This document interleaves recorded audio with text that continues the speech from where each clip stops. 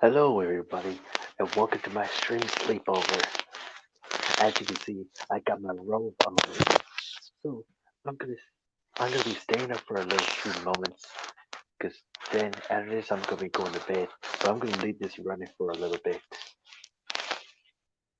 cause yeah, I'm gonna be letting this run for a little while too.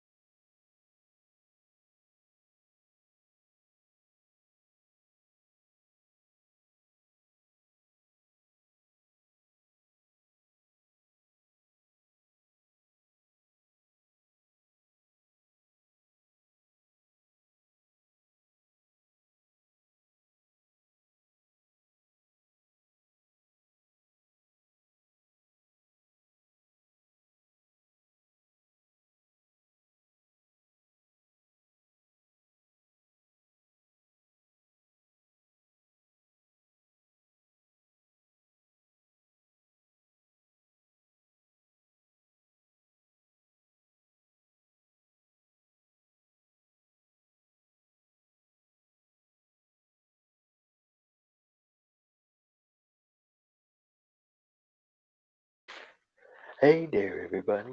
This is your boy Big D, and I would like to welcome you all to my sleepover. Yeah, to my sleepover stream, and I got a little story just for you. Well, what you see, I'm gonna be staying up for a few moments. Then after this, I'm gonna be going to bed. But I just got a little story to tell you.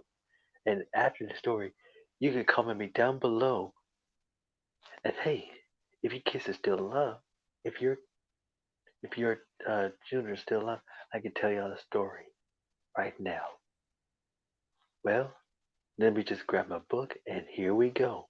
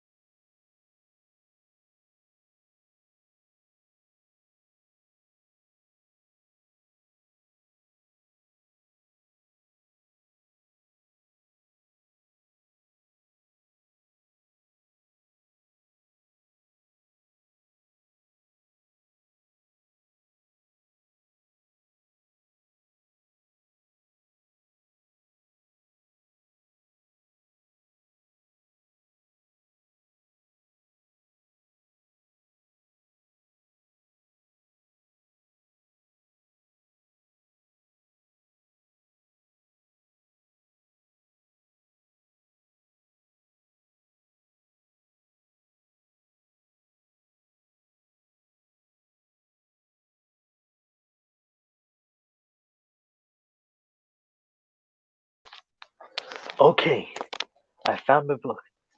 Now, hold on. Sorry, my book's a little dusty, but this is the book that my grandmother wrote for me. It's called My Special Dinosaur Adventure, and it's gonna be something all about me. Are you ready? Here we go. Now I'll tell the story, and you can all use your imagination. Well, here goes nothing. Once upon a time, I was about to slice the top of my breakfast egg. He, I was sitting at the table at 11203 Mulholland Stafford. As I held the knife ready to tap the shell, I saw the egg move. These eggs are type of these eggs are good for breakfast, don't you think? But anyway, back to the story. I watched as the egg slowly but surely grew bigger and bigger until it rolled out of the egg cup and lay on its side on the tablecloth. Soon it was enormous. Then I rolled right past. Then it rolled right past me and fell to the floor with a crash.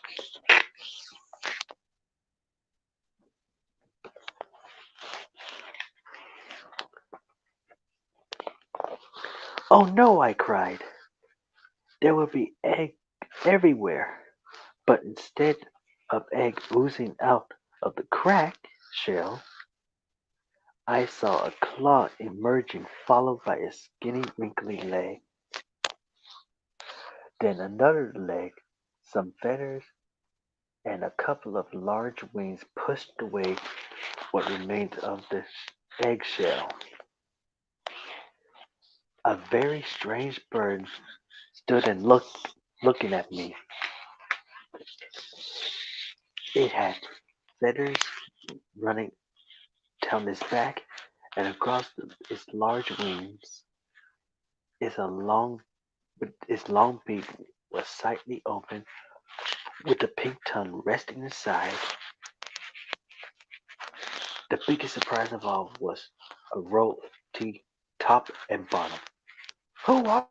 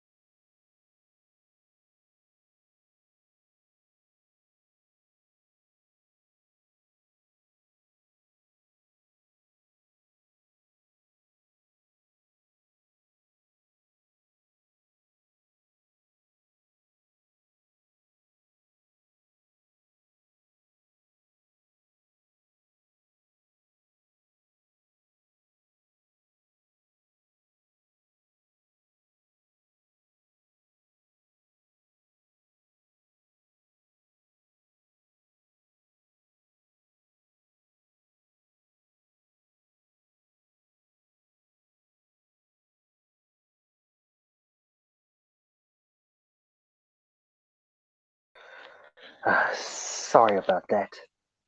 I'm so sorry about that.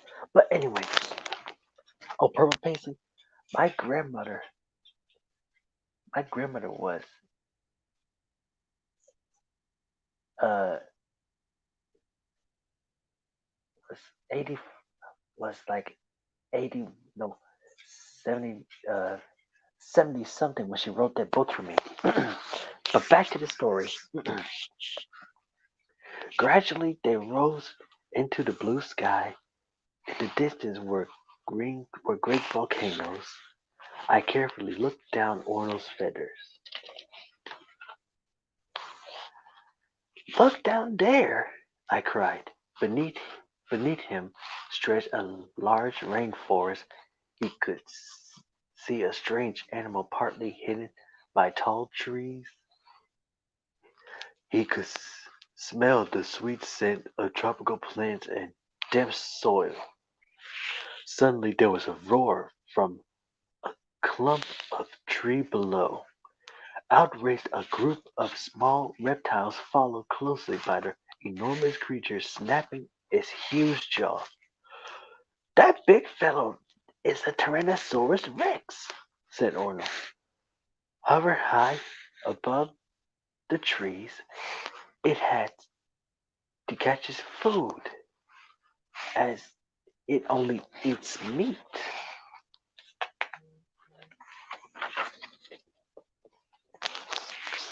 In the distance, I could see the sun shining on water. There's a family of Dilopicus. That's a type of dinosaur with a long neck. Did you know that? Bathing in the lagoon. Let's visit them, said Orno. They began to swoop downwards as Orno landed on a mossy bank in the Dilopicus family looked curiously at them. The baby Dilopicus sniffed the air and looked at his parents and then back at me. Hello, I'm the Marcus Crane from the future, I said as I slid off on his back. You're the longest animal I ever known. Baby Dolphins moved closer and cautiously sniffed at my shoes. Even though it was only young, the creature towered over me. Oh, three people in here. Thank you all for coming here today.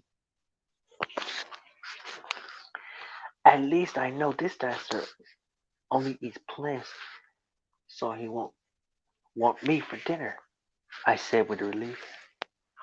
I would not be you would not be a meal for any dinosaurs, said the Dilopicus. You are too small. You can talk? I asked in surprise. Because you're because you were born on August 18th. You have the power to hear and talk to dinosaurs, said Ono wisely. You may ask them any questions you wish, my dude. But remember they but remember they only know about their lives here besides lagoons. What do you what do you do all day? I asked.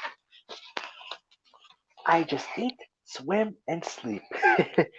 I think that's something we all do. Eat to do something and sleep, answered Baby Dolphus.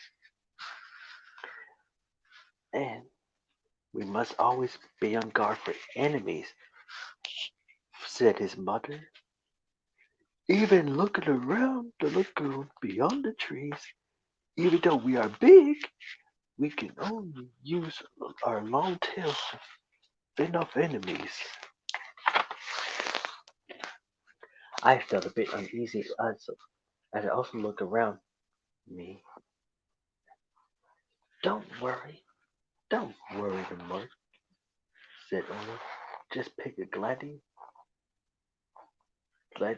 dilly, gladly growing behind you. It's a flower for a month of August. It will protect you in this prehistoric world. A little lizard creature suddenly darted out from the bushes. Seeing me, it turned to dash away. I called out, "Please, don't go, please!" Spinning, spinning it around, asked in a shaky voice, "Who are you?" "I am Demarcus from the future," I said quietly. "What's your name?" "Lippy, Lippy the Letroceratops." "What do you do all day, Lippy?" "Eat, sleep, and take turns to keep guard," replied the little reptile nervously looking around. I search among the low-lying bushes for food. I don't have any protection except my fast legs." His eyes bulged out. "What was that noise?" "I must go. Goodbye." And Lippy was gone in a flash. I climbed onto Orno's back and slowly flew over the rainforest. Far beneath them, far beneath us, lay a vast swamp. "What's wrong with that animal, Orno?" I asked. An enormous crocodile-like creature was thrashing about at the edge of the swamp. They flew down and hovered over it. I carefully leaned over from Orno's back and asked the creature what's wrong. "Spinosaurus was chasing me, and now I'm caught in quicksand," it cried. "We can save you," I, I yelled. "Orno," I said, as I pointed to the edge of the forest, "look at those strong vines growing over there. Let's get some." Orno used his teeth to break the vines. I tied one end around Orno's neck and I threw the other end to the weakening creature. "Grab the vine with your teeth and hold on tightly," I yelled. The creature did so. Orno rose upwards and with a great effort pulled it slowly out of the clutching quicksand onto the safety of the bank. They landed beside it. "Thank you, stranger," it says when it regains its breath. "I am Telosaurus." "My name is Demarcus Crane," I said. "I came from the future. And now that I rescued one of the dinosaurs, you have guaranteed that it will. And now you have rescued one of the dinosaurs, you have guaranteed that it's lived on through history. You know something? The Telosaurus, that's one of the crocodiles' great great great great grandfather." "Why is that?" I asked. "A human being in the land of dinosaurs has special powers. You have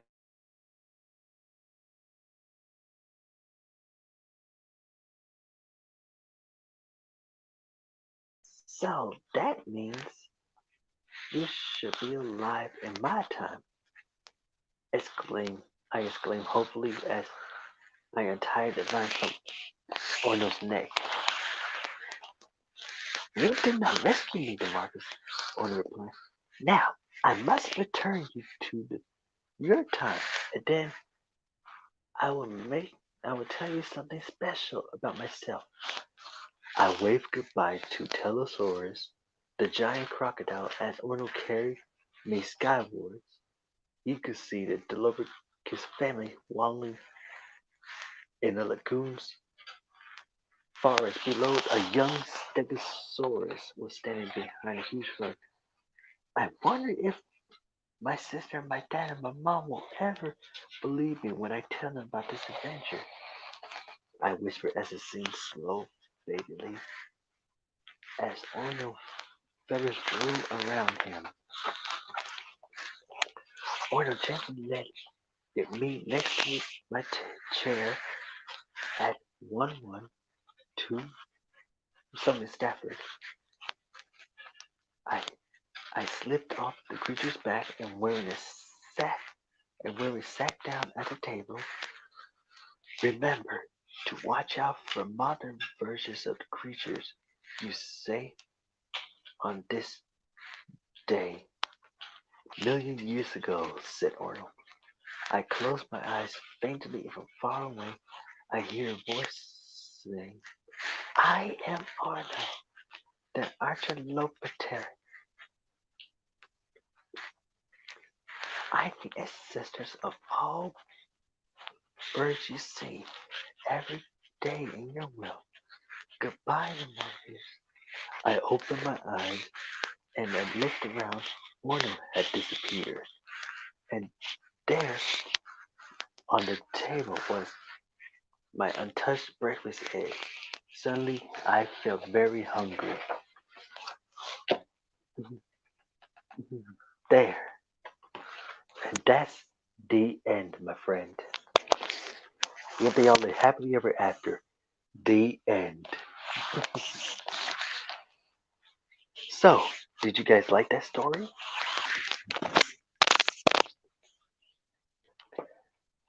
This was the book I was reading.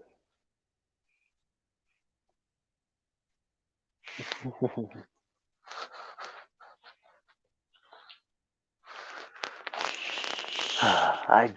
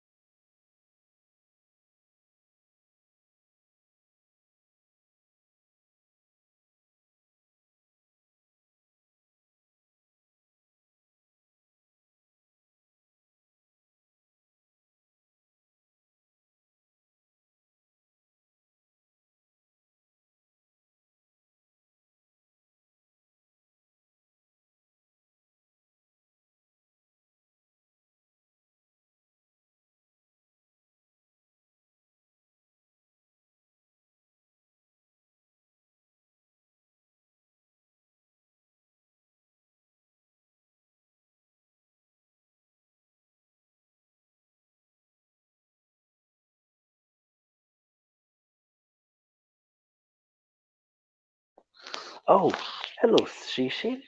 Hey, you done missed my story, but I got another little bedtime story for everyone. Andy Appleseed, my dude. Hey, you done missed this. You done missed the story I read.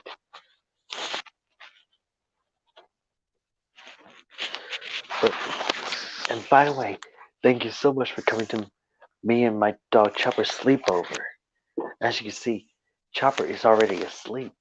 Well, almost asleep.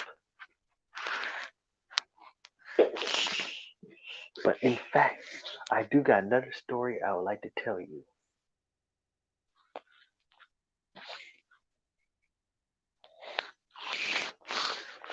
Oh, and by the way, while I'm doing that, I'm gonna need some. I'm gonna need some of your guys' help. You see, I'm trying to get to. I'm trying to get that. I'm trying to get that 4K ready. So I'm gonna need some of your help. All right, but I'm gonna tell y'all a story about Mickey and Stitch. Are you ready? Here we go.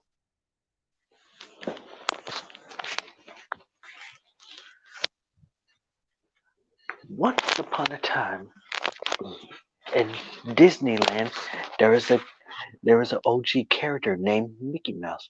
That's me, folks. Oh, and a little blue guy named and a little blue alien named Stitch. Hey, hey.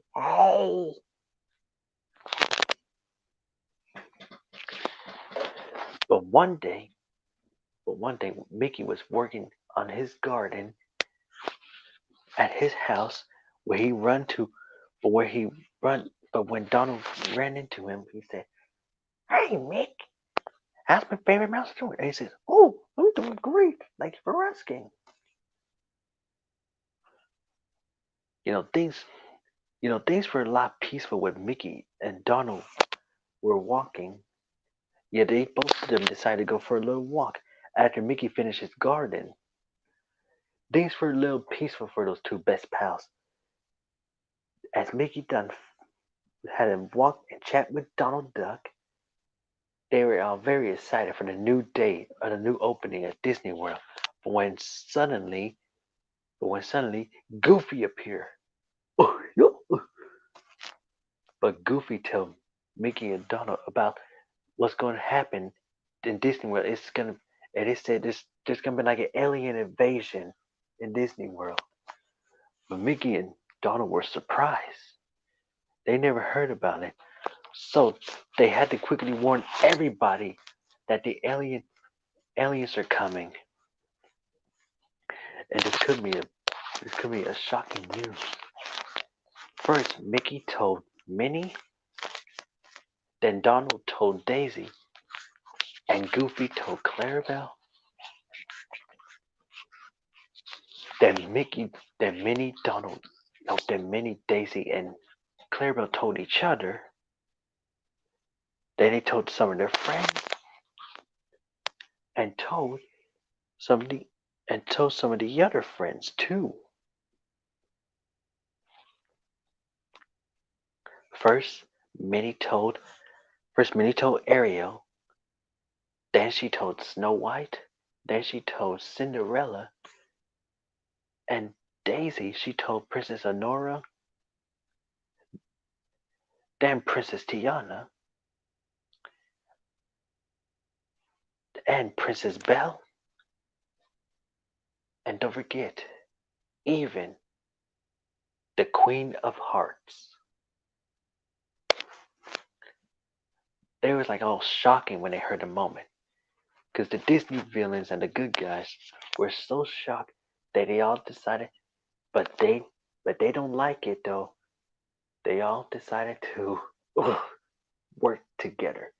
And villains don't like working together with good guys, and good guys don't like working together with villains like Ursula. But they got no choice, so they all ran into their homes, gathered the things to defeat all the aliens they have. To defeat all the aliens, they got everything they could find. So they began to warn all the customers. So they began to all to warn the customers oh, that just came to Disney World. They told the grown-ups, they told the children, they told everybody. And everybody was so shocking that Mickey decided that he has a plan. But Mickey has a plan. He said, don't be afraid. It's just how bad could an alien be? And plus, aliens are not that hard to fight. They don't understand human language. But then all of a sudden, they saw something up into the sky. It was the ultimate flying object, aka the UFO. We know what it means. Oh, sorry. But anyway, as they all see that it hovered up on the ground, then went down gently, and then with a touchdown, the door opened, and there was an alien that they're all scared of. And it says, greetings, Earthlings. We come in peace.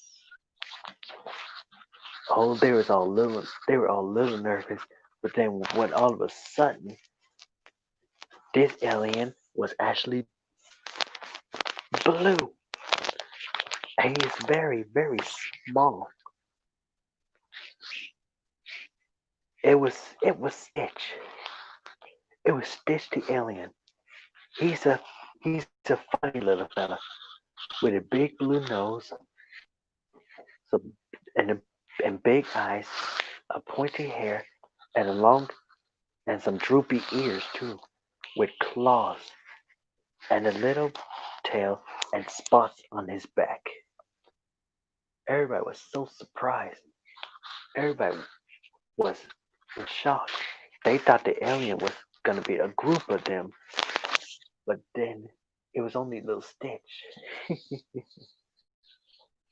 Mickey said, "Oh, it's just only Stitch. Stitch, what are you doing here?" But Stitch, all he could say was, "Hi, hi, hi, hi." That's all he could say. But they asked him, "Do you want to be one of the Disney characters?" But Stitch, but Stitch has no answers. But Stitch still has no answers to say. But Mickey has a, but Goofy kind of felt terrible after he heard about a tiny alien. He he was like, "Gosh, I'm sorry, everyone. I thought it was gonna be a group of aliens. I didn't know it was just little Stitch." Well, some people were a little cross, but it's okay. But they said that's okay. But it's time that we it's time that we should help this poor little alien. He's all alone by himself. But the others don't have any. But the others don't know what to do. But but then Mickey Mouse had an idea. They like to make him feel welcome, and so they made him feel welcome. He ate some Mickey. He made some Mickey pretzels, some Donald Duck lollipop, a, a Goofy ice cream. He gave Everyone gave him a Goofy hat, a Mickey T-shirt, a Donald Duck doll, and and some and some Disney villains action figures. Then all of them became best friends with Stitch. The end.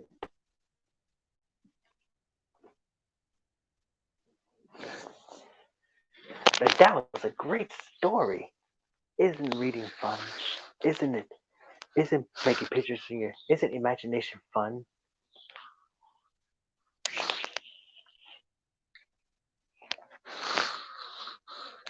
Man. Oh look, my story even put Chopper to sleep.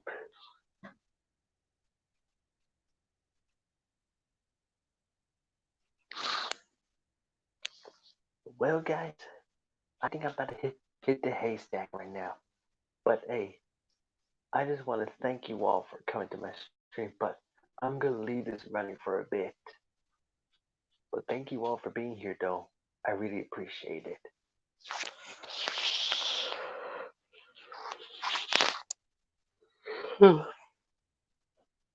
Excuse me, gotta get some shut eye. Okay.